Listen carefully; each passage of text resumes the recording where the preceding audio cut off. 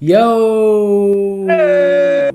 Another Tuesday night update with your friends, Tex and Ads. Welcome to another one of our, what should we say? Hope you were watching the update last night episodes where we've got this pretty clear formation here on the screen. A few things to cover tonight. We've obviously had a decline on BTC on Earth and a number of the majors, a lot of alts as well. A lot of news coming out today about the SEC filing a lawsuit against Ripple, which may have had some, pardon the pun, some ripples across the markets. We've got all sorts of speculation, people taking out money to buy things for Christmas, whales reaching exhaustion points now where they're redistributing back into the market, a whole bunch of things that people are being saying. But we're going to cover a few things on what we think might happen over the next few days as well. Of course, hit that subscribe button if you like what we are doing and head over to unitytradinggroup.com and you will get all of our free guides, all our good stuff. And a big announcement right now. This is limited to 10 people only. So by the time you watch this video, you can still try, but I imagine the spaces have been filled. We've been asked for a long time, and we are finally, after probably 12 months of development, looking for beta testers on what would arguably be our most powerful indicator I think we have ever created. And we created Steamroller, so that's saying something. So this is a scalping indicator. It was originally developed for scalpers, but it's evolved into this beast. It's an absolute beast. And we're looking for you to help us beta test it. You will get free exclusive access to GRAVYTRAIN for a little while you help us beta test. And afterwards, we'll look after you, of course, on that. So we're opening it right now. It's limited to 10 people only. We can't manage this anymore if too many people sign up. unitytradinggroup.com/GRAVYTRAIN. Keeping it very simple on this page because we don't want to give away too much information on what GRAVYTRAIN is. But I can tell you right now, you want to get access to this. All we need is your name, your TradingView username, and your email so we can keep you updated. And you will get access to GRAVYTRAIN in the next little bit. What we'll also do, and the reason why you must be a member of our Discord, we will invite you to an exclusive page on our Discord with Ads, our evil genius, and the beta testers. And we'll do a couple of different groups just so it doesn't become too convoluted.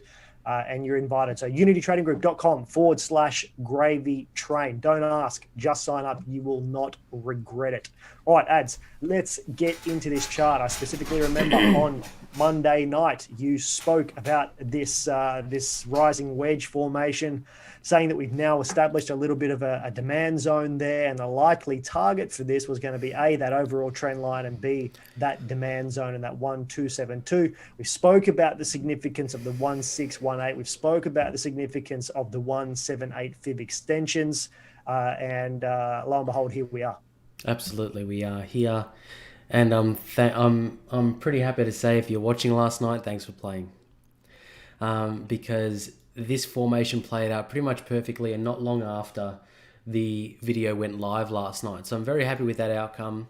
The target that I was originally shooting towards, which was that level of demand, we exceeded that target, to be honest, and we moved through it. We made some movements down below it, so looking okay for a lower low there. And if we do come down here and break down below this 1272, then I can pretty confidently say that we could probably end up back down at 19.6, which is our most relevant level of demand at the moment. You have to excuse me, hay fevers actually kicked my butt today, so you just have to give me a bit of patience. But in the way of levels of demand, the 19.6 level is the most relevant area for me at the moment, because we've got the 618 and the 0.5 down there as well, and of course we've got a whole bunch of liquidity sitting to the left hand side.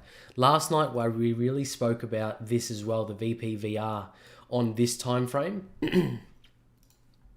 and I was really speaking about this gap that we see in the VPVR. There's nothing in between where we are now and 19.6. So 19.6 is the most relevant level in my opinion, and I think if we do continue on this trajectory over the course of tonight, and of course tomorrow night, Wednesday night, for our update, I think we'll see that 19.6 in the immediate term, Ty. Yep, totally. And a number of months ago, we spoke about the benefit of using something like the VPVR when we were doing a closed session. And although it's not necessarily a B, you see these formations appear quite a bit on the VPVR, and the VPVR, for those of you who don't know, it is called a volume profile. And what that does is it talks about these volume nodes, or where buying and selling action occurs. And you can tend to sort of correlate that with major levels like this, for example, or major levels like supply and demand zones. And then what you have down here, this red line is called the point of control. And that helps to highlight where the most liquidity is, or the most buying and selling action, which is highlighted by these blue and yellow bars. So it is a paid feature on TradingView, but you've got the volume profile, you've got fixed range, and you've got a couple of other volume profiles, which are quite good for scalping, that I use on a number of occasions. But a really handy little tool, because it helps you to confirm a bias. If you were to go and draw demand or supply zones, you could line areas of supply and demand up with Fibs, for example, like what we've done here. You could line it up with your VPVR, your Ichimoku, all the things that we teach over at unitytradinggroup.com for free, of course. So a really handy little tool, and you can see it obviously lines up quite well with exactly what Ads has drawn there, and Ads has drawn all of that before any volume profile gets put on it. So good to sort of give you a bit of a correlation, but a confirmation rather. So yeah, you can definitely see that there is quite a significant volume gap between here. So it's seemingly, of course, it doesn't always happen in one foul swoop. It could certainly happen at major levels where we sort of cascade our way down, but you can definitely see that 1272 is going to play quite a role, because the structure to the left, there's not a hell of a lot holding that up. Absolutely, there's not. And this foul swoop that we had, or this movement, parabolic movement to the upside, that really brought us from about 20 to about 22, 23, or even 23.5. That happened pretty quickly without any real breaks in the market. So totally. It's no surprise that we're seeing this sort of action here on the VPVR. And I don't like to say it, but we could BART back down. We could create this sort of this sort of action back down, and it's not a valid technical indicator. I'm not pretending like it is, but it looks like something we might be able to observe over the course of the rest of the week if we get some closes below some of these fib levels, I think. Yeah, and I think there might be a number of futures contracts expiring on the Yeah. 25th of this month as well. So it'd be certainly interesting to put on your CME gap indicators as well along this time and sort of see what gaps may have been left from the left here to see what areas might be filled. But yeah, certainly leading in towards Christmas, I would be expecting some volatility one way or another. Absolutely. And you would expect to see that on the other ones as well. You can see now too, and again, all of this we teach 100% free. The RSI, we've now sort of breached and very briefly retested that 50 RSI, which if you haven't watched any of our episodes before, we talked about that being a good level of support above, a level of resistance below it. So you can see there it was a pretty clear cut breakthrough and bearish retest before this this continuation of this sort of immediate downtrend that we're in at the moment. So a number of oscillators were pretty oversold at the time of things heading up towards that major level steamroller. And I just want to highlight one thing. I think I bragged about this probably 30 times inside the Discord already. If we put on our Unicon indicator, which is an absolute beast on not only BTC but ETH as well, you can see that we had this bearish divergence this bearish divergence indicator from Unicon right at the very top of the move, calling the literal top as well. And if we scroll out just a little bit to ads, it very much called the bottom of this move as well. So Unicon comes part of our premium and pro trade packs. That's an absolute moneymaker. All right, so let's get on now to F and have a look. This is actually, funnily enough, where Unicon really shines on ETH. It's an absolute beast, but very similarly following in the footsteps of BTC, which is not very surprising whatsoever. No. We can see it just before ads got rid of that VPVR. We might just pop that back on real quick, and that gives us a good indication of, again, where the highest buying and selling volume was occurring around this region here, a sort of a move down and a volume gap, and then a hold up. And where we sit right now is on this point of control and also on this demand zone as well. And also happens to be right within that golden pocket where we can see a little bit of buying action happening around here at this particular level. I think if we were to put Unicon back on their ads, we would likely see our MA sort of clustering around that area yet where we had a bit of a retest of this MA. So where could we head from here now, ads? Based on that, it looks like this 50 and this sort of volume cluster here is going to be the area to break. I'm not overly confident at this stage. The first thing that really comes to mind when I look at this chart is that if we're going to get a retest of a level just to give us a lower high sort of scenario, it would be the 38. Because we've got that liquidity to the left-hand side and very significant liquidity, in my opinion. We've been rejected at that point multiple times in the past. So it makes sense to come and retest that level immediately if we're going to get a movement to the upside. So that's a very straightforward answer to that one. And that would be the catalyst to either break down further or, continue back up and possibly get back up to that $660 area there. So I'm really looking for this 38 now to be respected in the way of a resistance to confirm that we're going to see a lower high scenario and then come back down and retest our 550 area just down below their tie. That's what I reckon is going to happen because it looks like BTC will, move to that trend and come down and probably give us some further movements to the downside over the course of the next couple of days into the weekend. So I think Ethereum will follow suit. Of course, I could be wrong. However, waiting for that break or waiting for that resistance to hold at the 38.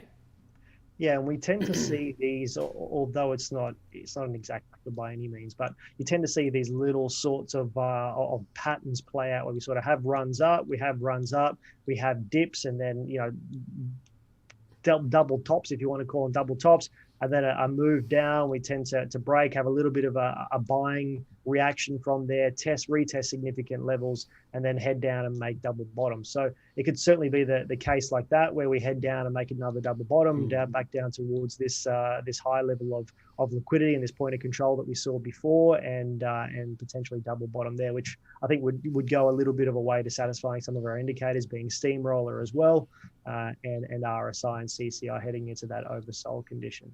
Yeah, I think that's honestly, in the overall scheme of things, I think that's going to be the play.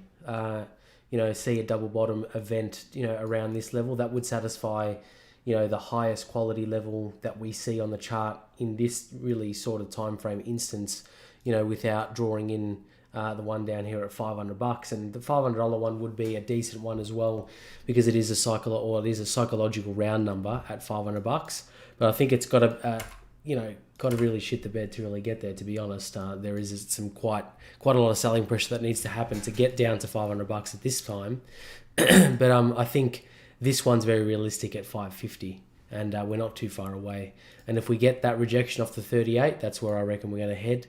And I reckon we're going to head there. Not fast, but I reckon we'll walk down there like we have at the moment here from 1670 or 670 to about this 590 mark.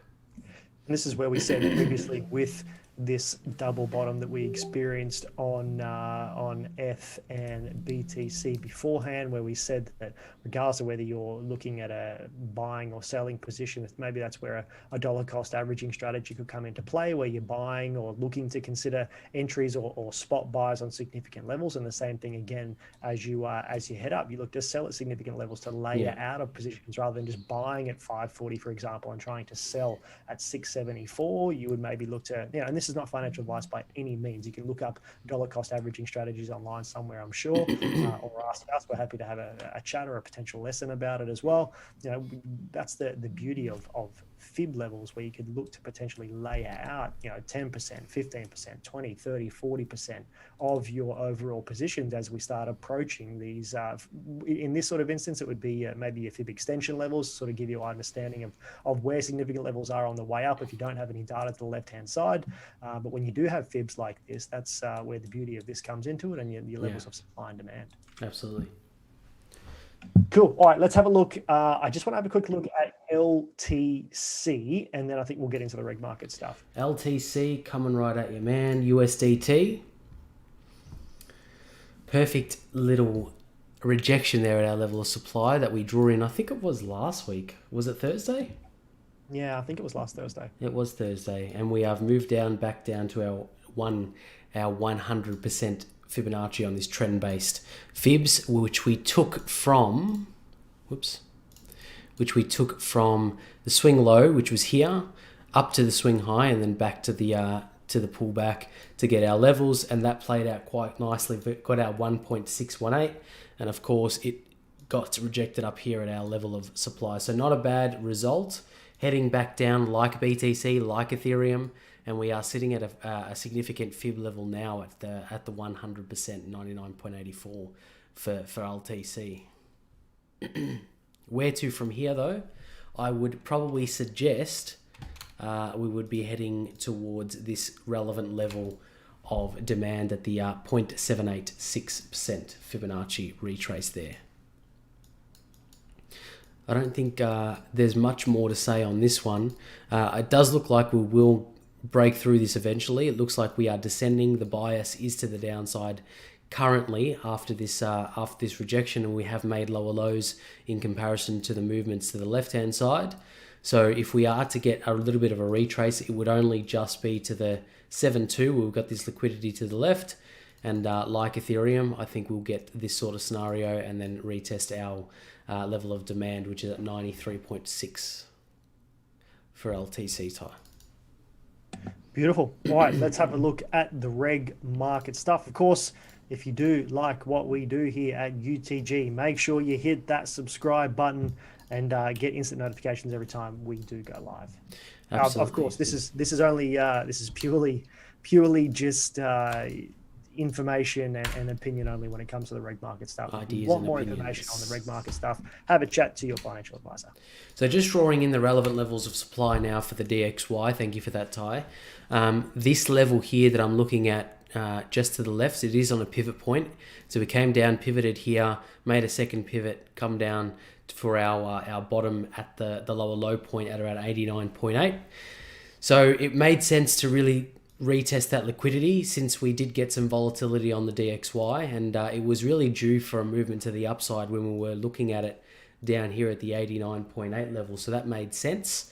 But right now we are coming down, we are moving underneath this liquidity area here, or this level of support, should I say, where we bounced off and broke through. It's been resistance and it has been support in the past. So looking for this level to either hold or break through, and I do think we'll get a breakdown, to be honest. The trend hasn't changed with the DXY as of yet. So as soon as we got this volatility, we got this rejection off the most recent pivot, and then we came straight back down very, very quickly in about 8 hours time after that. So nothing new there, and nothing new in terms of volatility for the DXY. We have seen it in the past where we come down bottom to get that get a quick sharp move into the upside and then continued the trend down. So more than likely, in the grand scheme of things, we'll probably see the same sort of events happen unless we can hold this and come up and retest our level up the top here at 91 even. That's for the DXY. So moving on now, I'll have a quick look at the All Ords. The All Ords has been really suffering over the past couple of days, the top 500 Australian stocks. And we have now made a lower low in the way of this trend. So these are lower highs, higher highs, and then we had a lower high again, then another higher high, and now we've made a different change in direction on this time frame where we've made a lower low. So more than likely this will continue towards the downside. If we do come up and retest, it'll probably be at the 23 and 38, but I do expect it to probably come down here and retest our 88.6 at 67.60, and we'll revisit that next week. But the last one I have a look at tonight is the S&P. So the S&P has had a huge amount of volatility over the past couple of days, and you can see about that by the long wicks, and that doesn't happen very often on the regulated stuff. If I move it out to the daily time frame, you can get a better idea of the actual wick that we saw, so the buying volume that came and recovered this market towards the upside. But in any case, we are still overbought. We have just appeared, the sell signal on Steamroller has just appeared on this S&P 500. So if this is anything to go by, and Steamroller's quite reliable on this pair in particular, in the way of we've had very reliable bounces on both occasions, and of course the top was very reliable as well for Steamroller. We've had that sell signal appear now. In my opinion, I do think we'll probably see some more downside for the S&P, and I reckon it'll probably end up at around this 35.60 area where we've got a more relevant level of demand there, Ty. But that really concludes the update. Nice, short, sharp update for tonight, guys. Thank you all for joining us. Absolutely. Make sure you subscribe and head over to unitytradinggroup.com/GRAVYTRAIN. Spot's already filling up quite quick, so I imagine this will be gone by the end of the night. Get in, you do not want to miss it. And we'll join you for our next update tomorrow, Ads. Absolutely. We'll see you guys tomorrow night. We've moved back to the afternoon time slot. It just, in all honesty, it just works out with our schedules a lot better. And of course, the analytics agree with us, so we'll move it back to the evening time slot. But until then, we'll see you guys in the Discord. Bye for now. Bye.